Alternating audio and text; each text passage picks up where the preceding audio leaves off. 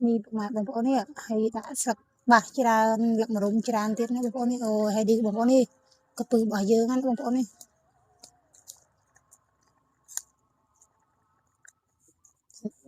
បងប្អូនស្លយើងរួចរាល់ហើយណាបងប្អូនតំណងអត់បងប្អូនអាចសាកធ្វើហូបបានឥឡូវអញ្ជើញពុកម៉ែបងប្អូនទៅហូបបាយជាមួយស្លកកូរត្នោតជាមួយសុខាទាំងអស់គ្នាណាពុកម៉ែបងប្អូន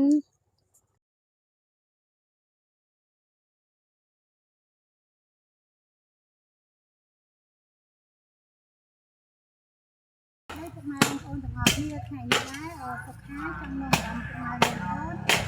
ទៅទីកូនថ្នោតទាំងអស់គ្នាដើម្បីយកទៅស្លកកូរទាំងអស់គ្នាពុកម៉ែបងប្អូនតើឥឡូវពុកម៉ែបងប្អូននឹងចេញទៅទស្សនាទាំងអស់គ្នា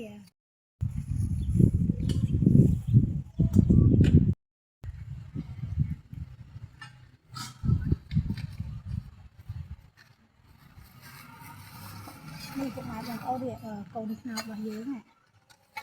ហើយឥឡូវខ្ញុំចង់ដើរមើលនៅខាងក្រោយទឹកចឹងណាបងប្អូនអើយបងជីកើតអត់ទេព្រោះអីដីវារៀងរឹងដែរឥឡូវខ្ញុំចង់មើលកូនថ្នោត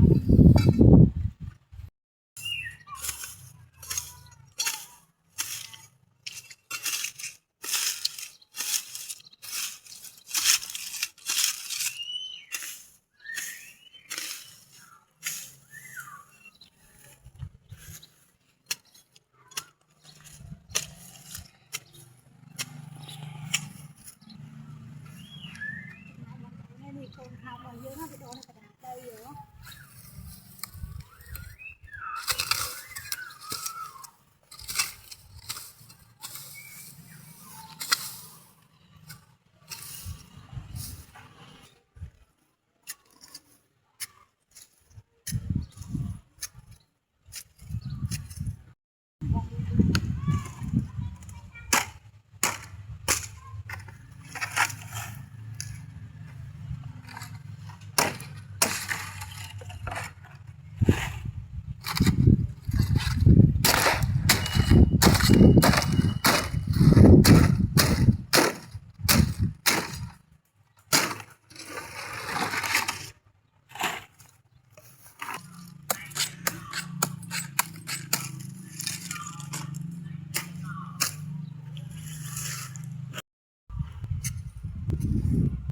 ឥឡូវពុកម៉ែបងប្អូនឥឡូវនេះខ្ញុំចាប់ដើមមកជីកកូនថ្នោតណាបងប្អូនហើយវានៅកណ្ដាលដីដែរអញ្ចឹងយើងជីកដើម្បីយកទៅស្រូបកូរទាំងអស់គ្នាហើយពុកម៉ែបងប្អូនឥឡូវនេះវាថាឥឡូវមេឃគុំភ្លៀងហើយអញ្ចឹងទៅដីវាជួយជីតិចតិចអញ្ចឹងអូនកូនថ្នោតរបស់ខ្ញុំជីចិត្តហើយណាបងប្អូនឥឡូវនេះខ្ញុំចាប់ដើមទាញតិចតិចឲ្យមើលឥឡូវអញ្ចឹងណាបងប្អូនវាទូតែវានៅរៀងជ្រៅដែរអញ្ចឹងណាបងប្អូនណាតែគាត់ណាយើងចង់ស្លកកូរហូបខ្ញុំជីកកូនថ្នោតហើយបងប្អូនចិត្តរលំហើយ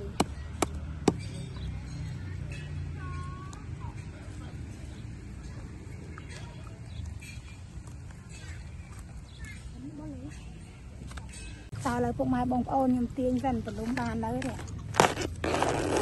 អូមកពុកម៉ែបងប្អូននេះណាអូណាខ្ចីល្អណាហើយនេះបដោនៅទៀតហ៎ខ្ចីណា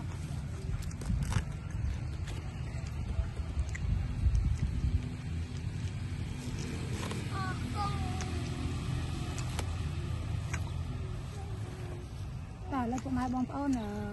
កូនថ្នោតរបស់ខ្ញុំបានហើយយកទៅស្លកកូរទាំងអស់គ្នាអូយ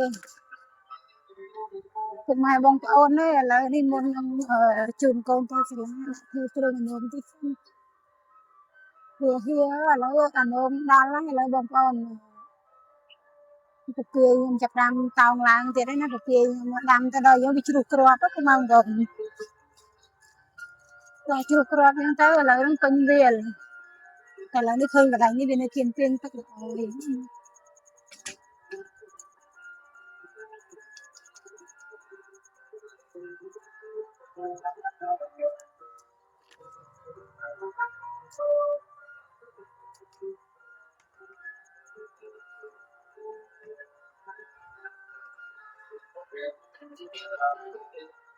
3 គីឡូបានពីហូបមុខទៀតហ្នឹងណាបងប្អូនយើងមានគ្រប់មុខហ្នឹងទៅខ្ញុំនេះអ្នកចូលចិត្តបន្លែខៀវប្រហុកផងទឹកគ្រឿងផងអញ្ចឹងយើងដាំបានច្រើនណាតួយើងអត់បានគ្រប់មុខក៏យើងបានឆ្នៃយើងទិញវាតិចតួចអញ្ចឹងណា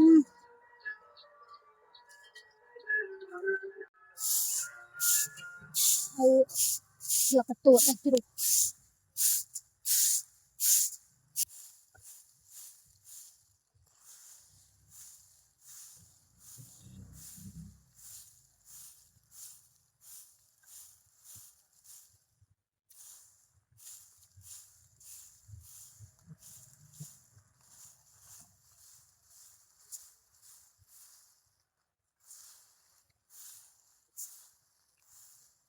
ហើយយើងរើសតែថង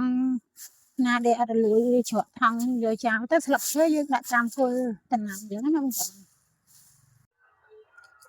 លើពុកម៉ែបងប្អូននេះលឹកដាក់ខ្ញុំនៅជំនាញផ្ទះពុកម៉ែបងប្អូនខ្ញុំ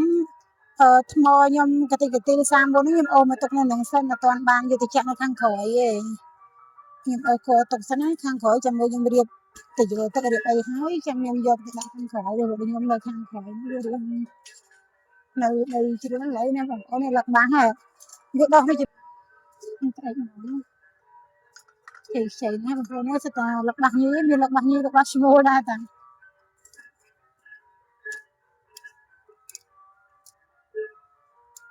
ខ្ចីល្អថ្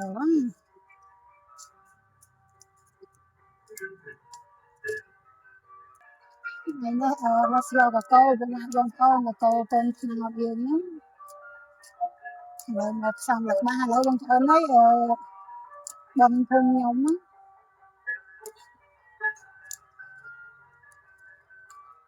ហ្នឹងយើងស្លហូបពេលព្រឹកទៅយើងតែខាងនោះឯងរបស់ខ្ញុំទៅតូចទេតែដល់ពេលមកខាងនេះវិញអូនណា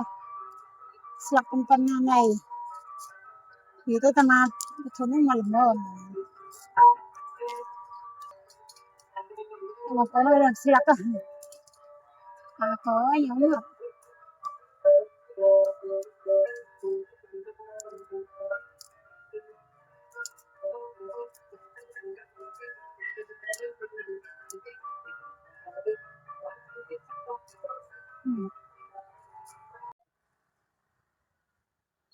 បងប្អូនឯងមកផ្ទះខ្ញុំរើចេញណាអត់សូវមានត្រាំទៀតទេដោយសារថ្ងៃហ្នឹងដាក់លោឥឡូវយើងចាក់សាបទៅអីស្អាតហ្នឹងណាបងប្អូន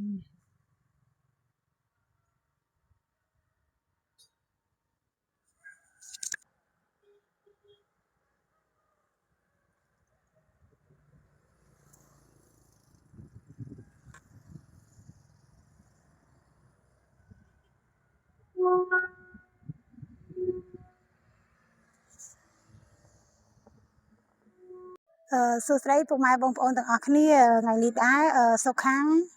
ចង់មកនាំពុកម៉ែបងប្អូនមកធ្វើសាឡូកកូកូនថ្នោតទាំងអស់គ្នាពុកម៉ែបងប្អូនឥឡូវនេះគ្រឿងផ្សំរបស់ខ្ញុំផ្សំបានរួចរាល់ហើយពុកម៉ែបងប្អូននេះគ្រឿងផ្សំរបស់ខ្ញុំមានកូនថ្នោតរបស់ខ្ញុំជីកនេះមិញណាបងប្អូននេះកូនថ្នោតបន្ទាប់មកមានកពឹសសាច់ជ្រូកហើយនឹងបន្លែឥឡូវពុកម៉ែបងប្អូនឥឡូវខ្ញុំយកគ្រឿងបន្លែទាំងអស់ហ្នឹងទៅលាងទឹកឲ្យស្អាតសិនពុកម៉ែបងប្អូនតោះឥឡូវពុកម៉ែបងប្អូនយើងទៅលាងបន្លែទាំងអស់គ្នា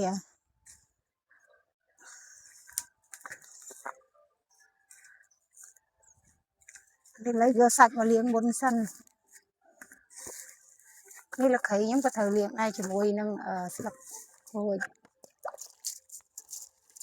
ខ្ញុំលាងឲ្យភ្លេចដាក់ខាងចេញខ្ញុំលាងសម្អាតគ្រឿងរបស់យើងសិនណាព្រោះអីគេដាក់ថង់លក់អញ្ចឹងខ្លាចវាប្រឡាក់កតិកទីអីពុកម៉ែបងប្អូននេះឥឡូវខ្ញុំលាងឲ្យរួចមួយវគ្គសិនហើយសាច់ត្រីរបស់យើងក៏ត្រូវតែលាងឲ្យស្អាតដែរបងប្អូនហើយនេះខ្ញុំសាច់ជ្រូក3ជាន់និយាយទៅស្លកកោតើប្រើសាច់ជ្រូក3ជាន់តែខ្ញុំអត់ប្រើត្រីបងប្អូនខ្ញុំមានសាច់ជ្រូក3ជាន់និងកពឹសរបស់ខ្ញុំ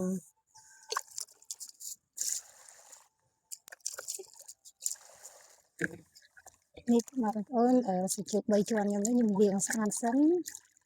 ទុកខ្សោះទឹក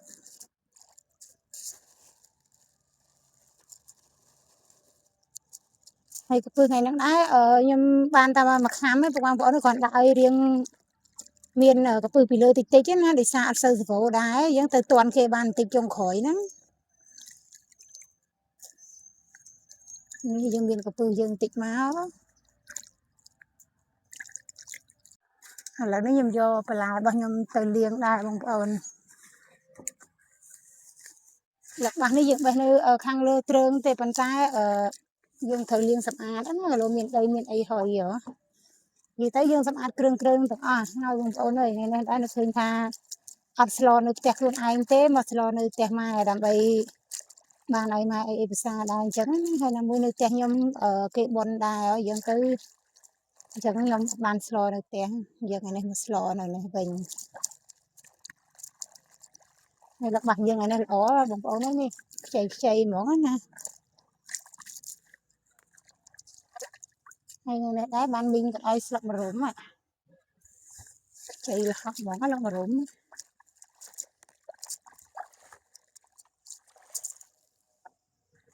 បងប្អូនរួចរាល់ហើយបន្លែរបស់យើងឥឡូវសួស្តីពុកម៉ែបងប្អូនទាំងអស់គ្នាថ្ងៃនេះដែរសុខាមកនាំពុកម៉ែបងប្អូនមកស្លកកូនកូនថ្នោតទាំងអស់គ្នាហើយឥឡូវនេះ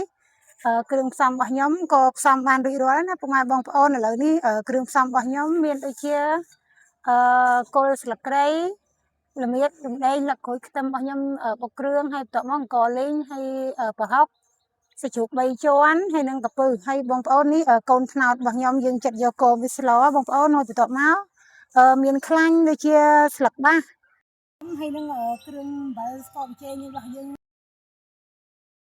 ទស្សនាពីការធ្វើរបស់ខ្ញុំទាំងអស់គ្នាហើយឥឡូវនេះបងប្អូនដំបូងនេះខ្ញុំមកកាប់កូនថ្នោតយើងយកទៅលាងចិត្តសិនណាបងប្អូនយកបងប្អូននេះជីករំតបានងាកមិញបងប្អូនគុំធ្វើប៉ុន្មានដងហើយតែជីកអត់បានតែងាកមិញនេះខ្ញុំអត់អស់ចិត្តទេអញ្ចឹងរោជីកម្សាទៀតអញ្ចឹងណាឥឡូវបានសម្រាប់របស់ខ្ញុំហើយបងប្អូនអើយនេះយើងបកឲ្យចាស់ខាងក្រៅនេះចោលសិនណាបងប្អូនអូបងប្អូននេះចាប់បានចេញខ្ចីបដាហើយនេះ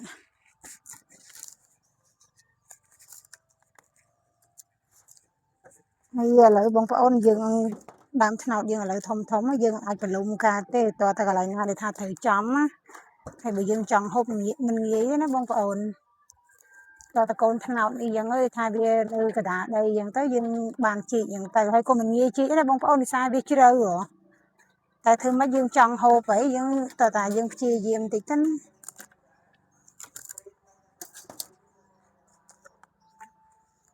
អូយបងប្អូនអើយបកអត់ចង់បាន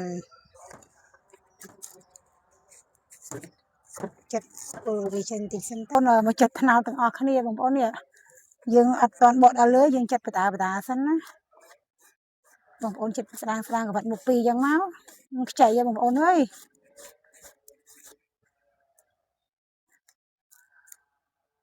ឆ្ងាញ់ណាស់បងប្អូនខ្ចីហើយអត់មានល្វីងសោះតែកន្លែងចិត្តសិនហើយយើងដាក់ទឹកពីក្រមណាបងប្អូនយើងដាក់ទឹកពីក្រមទៅដើម្បីកុំឲ្យកូនថ្នោតយើងខ្មៅណាហើយបងប្អូនមើលនេះខ្ចីល្អណា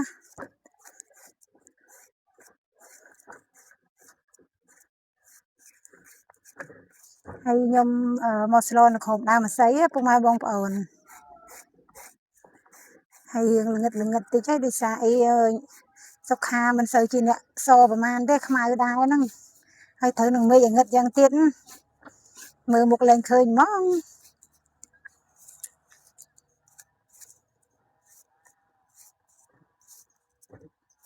មើលបងប្អូនអើយនេះខ្ចីហ្មងណានិ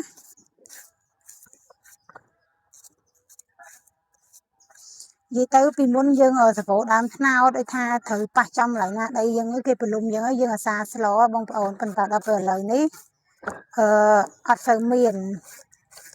ហើយដើមថ្នោតធំយើងក៏អត់ចេះតែប្រលុំដែរបងប្អូនអើយព្រោះយើងដាំអត់ងាយបានទេរាប់យូរឆ្នាំដែរហ្នឹង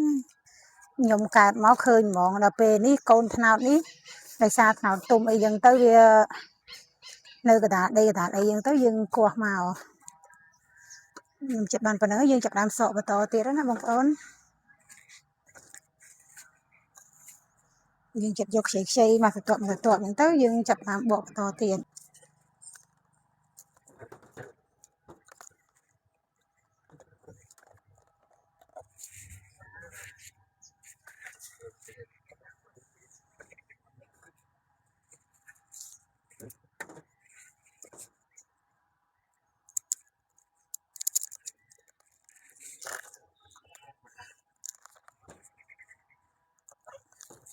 ôi chảy nó còn có nè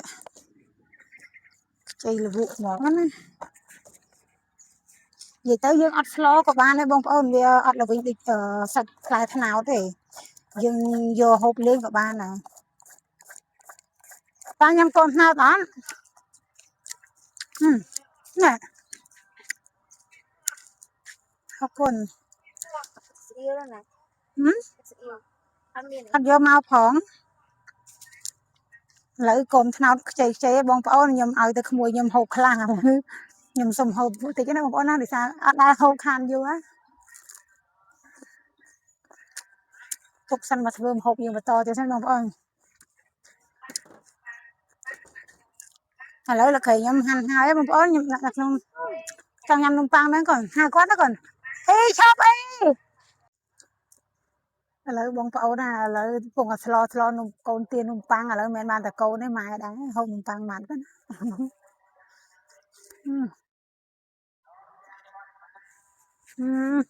rồi á bông ôn chụp xem mà chưa kêu mà lấy bông ôn giờ nhầm hành là khởi ấy đã là khổ chẳng từ xa hiện ngày đi cái nào dân hiện heo đá dân đã nông pang mà vì mà xanh á làm mà slo phải đá chứนี่แหละเราคุยกันอันนี้ตึงซอบะเยงมองเอาละปีใบกับปืนได้ช่วย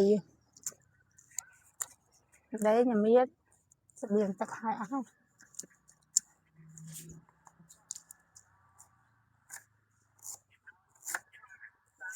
mà toàn ăn đâu cái nhưng mà hắn sẽ chụp dương sần cái cục mai bông pháo này lấy nhưng vô phải chụp bay chuan nhưng mà hắn lắm dương thưa kêu kêu háo dương chập đam ở trăm dương slo mòn lấy bông pháo này rồi giang ní bông pháo nhưng hắn sẽ chụp dương ở tôi hiện đang phải đang máu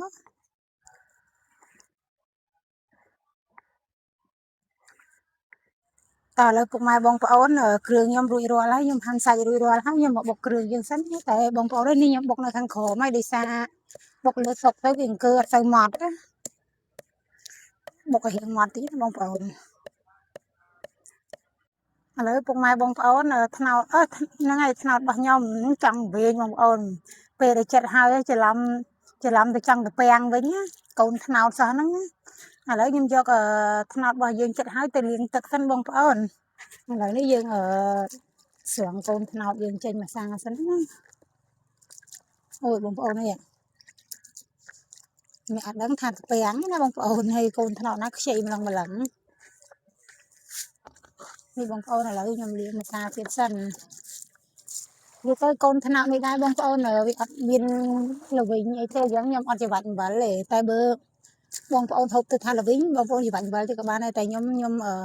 มียนเราวิ่งไอ้นะบางคนยังยำเลี้ยงกับตัวเวสอาแต่ยังโยมาเกาเขื่อนบ้าน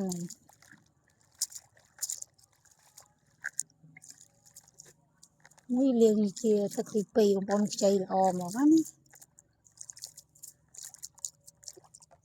lấy kêu nhâm chập ăn phơi ruồi từ đà hái nhâm còn mà bạc cắt lương làm bây dương cô sạch cô cường giống nó bông ớn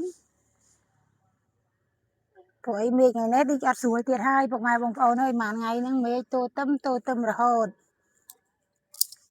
trong hay bán khmôi vào Việt Nam nó chìm lại ngồi ấy nó khum muột nữa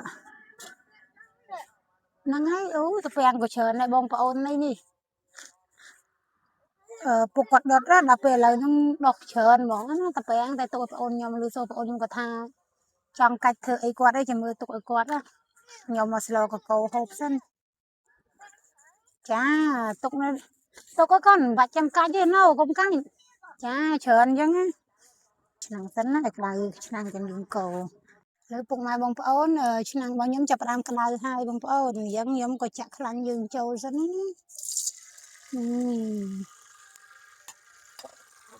ยังจะทำโจสั้นเป็นงานบงโอนเลยไอ้กลายคลันยิงเต้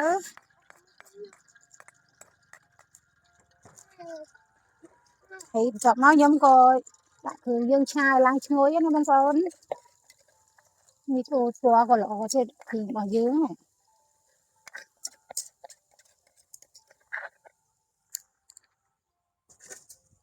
thìបងប្អូនខ្ញុំកូរគ្រឿងយើងឲ្យឡើងឈ្ងុយសិនណាបងប្អូនល្មៀតយើងដាក់ល្មៀតឲ្យទៅឡើងឲ្យលក្ខូចទៀតបងប្អូននេះគ្រាន់តែប៉ះជាមួយខ្លាញ់ណាក្លិនឈ្ងុយហ្មងណា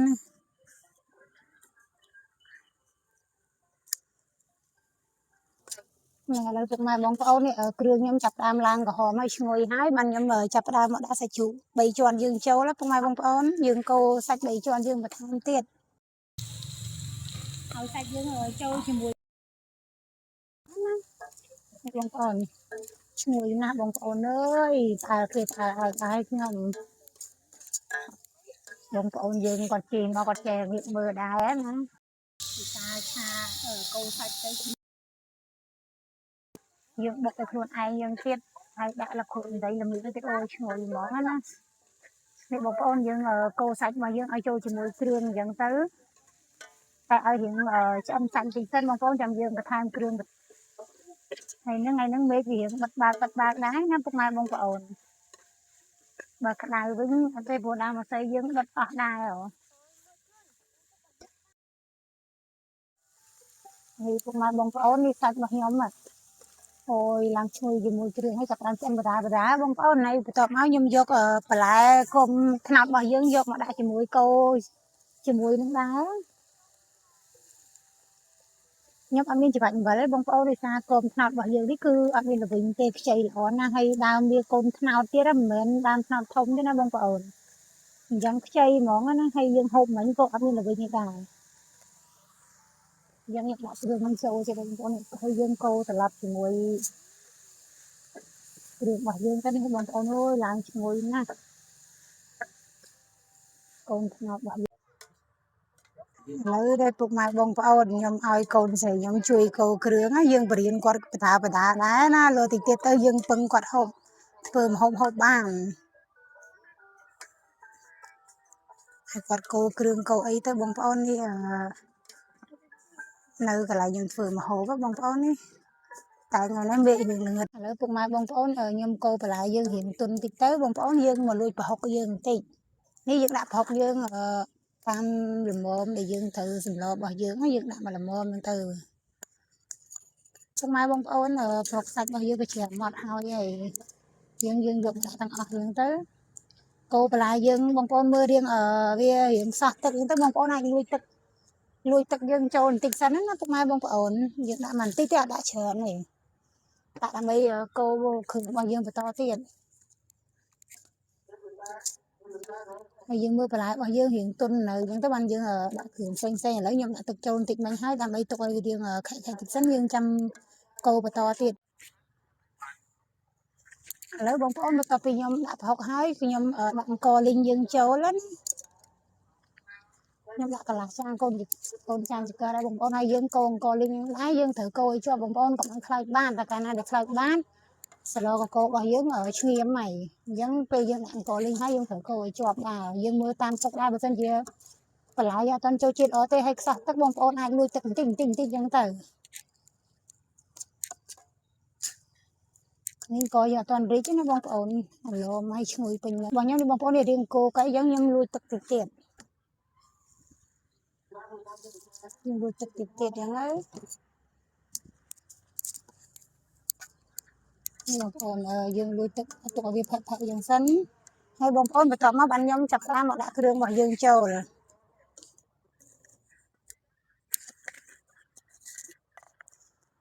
ហើយខ្ញុំ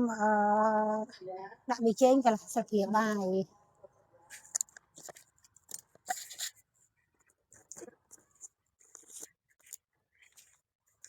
ហើយស្ករសរបស់ខ្ញុំ3ស្លាបព្រាបាយសិន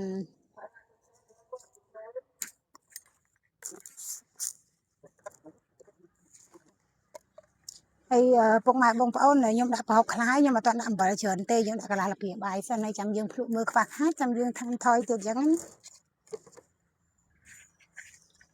នេះបងប្អូនហើយយើងកូរទៀតមកឥឡូវពុកម៉ែបងប្អូនបន្ទាប់ពីគ្រឿងយើងដាក់គ្រឿងចូលអស់ហើយបងប្អូនតែបើយើងចង់ឲ្យកាន់តែឈ្ងុយខ្ញុំបន្ថែមលក្ខូចមូល3ស្លឹកទៀតអញ្ចឹងណាយើងដាក់ចូលក្នុងគ្រឿងឡើងឈ្ងុយប៉ុន្តែខ្ញុំចង់ឈ្ងុយខ្លាំងជាងទៀតខ្ញុំដាក់លក្ខូចយើងថែម3ស្លឹកទៀតឥឡូវបងប្អូននេះចាប់ដើមខាប់ល្អហើយបងប្អូន Chẳng nhóm cô mà đặt tất cả bọn đã xem hiểu cái thay dương vô phần án như bọn như mặt dọc sần của dương nơi và lại là ba dương tiết bọn ôn chẳng ở mặt tờ lý dương cô mưa đai ta làm mồm nữa của dương quan ta phải lại nhưng vẫn nói dương toàn sư sự vụ tức là ô tê của ấy mình có thời ca sụp tất tiết lấy bọn ôn nhưng nơi và lại pi một cái dương nhưng thêm tất cả lạc bao tiết đó bọn ôn lấy nhưng và thêm tất cả dương tiết bọn ôn này dương cô mưa đai giống nè nhưng phầnนั้นlà mồm bọn ôn dương tục mầm phù sần lấyพวกมาបងប្អូនខ្ញុំដាក់ស្លកកោរបស់ខ្ញុំឲ្យពុះទឹកសិនខ្ញុំឆ្លៀតមកបេះស្លឹកម្រុំលឹកបាសយើងបេះហើយបងប្អូនឥឡូវយើងមកបេះស្លឹកម្រុំយើងសិនព្រោះនេះតើតទៅស្លយើងភ្លក់ទៅល្មមអីចឹងណាបានយើងបង់ទៅជាការស្រេចមកបងប្អូននេះមិនងាយបានទេណាឥឡូវលឹកម្រុំអត់សូវមានទេឥឡូវតែនេះបានមីងគាត់ហៅថាចាក់លយគាត់សួរខ្ញុំស្លយគេខ្ញុំថាខ្ញុំស្លកកោខ្ញុំគាត់ថាណោះតែមីងមានគាត់ទៅបេះឲ្យបងប្អូនអើយនេះ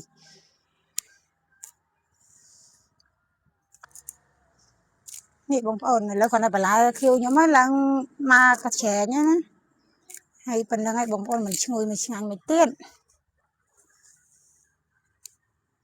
តែឥឡូវពុកម៉ែបងប្អូនស្លយើងចាប់ដើមពុះហើយបងប្អូនខ្ញុំមកដាក់កាពឹសយើងចូលសិននេះកាពឹសរបស់ខ្ញុំនេះបងប្អូននេះដាក់កាពឹសយើងចូលទៅបងប្អូននេះជាមួយទៅទៀតកាពឹសយើងឡើងក្រហមបដាហ្នឹងហើយបងប្អូនមើលស្លកោខ្ញុំចាប់ដើមឡើងមកសិតគ្រឿងហ្មងណាមើលកាពឹសយើងចាប់ដើមឡើងពណ៌បងប្អូនអញ្ចឹងខ្ញុំភ្លក់មើលសិនល្មមនៅផ្អែមបានល្មមអស់ហើយស្ទើរប្រែងទៅយើងថែមអំបិលតិចទៅហូបស្លកោយើងហូបច្រើនណាឥឡូវបងប្អូនកាពឹសយើងអត់ដាក់យូរហ្មងណានេះបងប្អូនតែបន្តិចក្រហមហើយឥឡូវស្លយើងក៏ភ្លក់ទៅល្មមដែរបងប្អូនខ្ញុំចាប់ដើមបងបន្លែខៀវយើងចូលណាបងប្អូនហើយបងប្អូនមើលបន្លែខៀវរបស់ខ្ញុំនេះលក្ខបាសនឹងប៉ុណ្ណាណៃបងប្អូននេះអូយចូលទៅជ្រុំម្សាសិនបងប្អូនអើយតោះឥឡូវពុកម៉ែបងប្អូនឥឡូវស្លខ្ញុំចាប់ដើមបងហើយយើងមិនបងម្ដងទាំងអស់ណាបងប្អូនយើងកូរឲ្យទ្រាំតិចយើងទៅតែយើងបងសម្រុកហ្មងវិហាឆ្នាំងណាជ្រុះលឹកបាសចេញអស់ហើយឥឡូវខ្ញុំដាក់លឹកបាសមុនស្លឹកម្រុំបងប្អូនដោយសារស្លឹកម្រុំយើងបងតែមួយពួរយើងលើកហើយយើងអត់ឲ្យលួយខ្លាំងទេតែបើលឹកបាសយើងធំដែរលាបទឹកមាត់បដាណាខ្ញុំហើយយើងអត់ដែលងាយបានស្លកកោកូនថ្នោតយើងទៀតណាបងប្អូនឥឡូវនេះចាប់ដើមដាក់លឹកបាសយើងចូលអស់ហើយបងប្អូន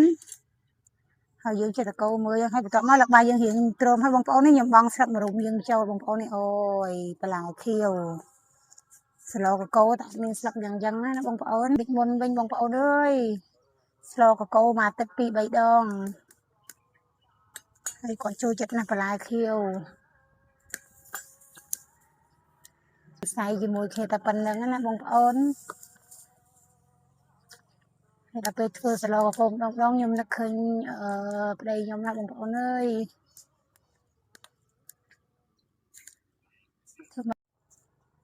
ពុកម៉ែបងប្អូនស្លកកោខ្ញុំមិនដែរពុកម៉ែបងប្អូននេះកំពុងតែពុះគុយហើយកពឹសយើងណាបងប្អូន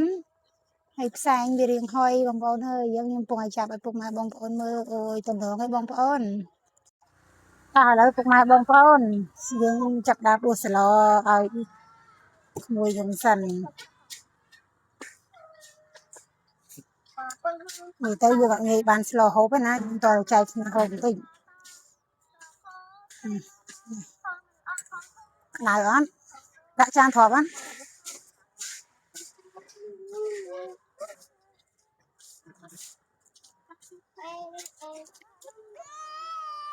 អូគាត់ឃើញស្លណាសម្បីតាទូចតាយឃ្លានអស់ហើយពុកម៉ែបងប្អូនអើយ